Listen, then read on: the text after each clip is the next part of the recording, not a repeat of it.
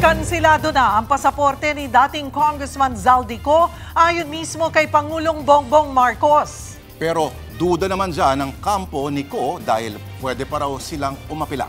At nasa frontline ng balitang yan, si Maricel Halili.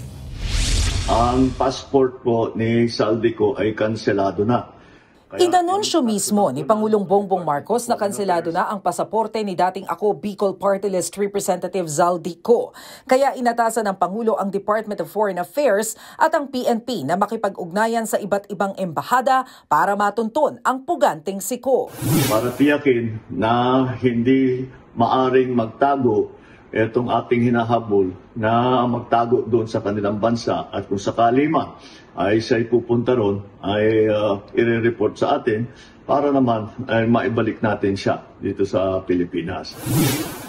Ayon sa abogado ni Ko na si Attorney Rui Rondain, kakatanggap lang niya ng kopya ng motion ng ombudsman para kanselahin ang pasaporte ng kanyang kliyente. Duda raw si Rondain na kinansela na agad ang passport dahil may 5 araw pa raw sila para tutulan ito. Pero kinumpirma ng DFA ang kanselasyon. Alinsunod sa resolusyon na ibinaba ng Sandigan Bayan at sa kautusan ni Pangulong Ferdinand Marcos Jr., kinansela na ang pasaporte ng dating Ako Bicol Party List Representative Elizalde Salcedo Co.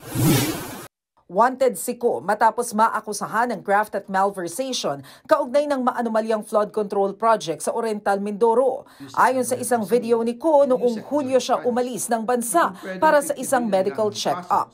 May inilabas ng Blue Notice ang Interpol para ma-monitor ang galaw niya. Base sa ilang ulat, nagpunta si Ko sa Amerika, Japan, Singapore, Spain at Portugal. Sabi rin noon ni Interior Secretary John Vic Remulla, posibleng nagtatago ang dating kongresista sa Portugal. Mukhang meron daw kasing Portuguese passport si Ko. Pero sabi ni Secretary Remulla, pwedeng umapela ang Pilipinas sa Portuguese government para tumulong sa pagpapauwi kay Ko. Siniguro rin noon ang ombudsman na mabigyan ng proteksyon si Ko sakaling umuwi siya sa Pilipinas. Pero ayon sa kampo ni Ko, takot pang umuwi ang dating kongresista dahil sa mga banta sa kanyang buhay at dahil na rin sa galit ng publiko. Nagbabalita mula sa Frontline, Maricel Halili, News 5. Mga kapatid, Julius Babaw po.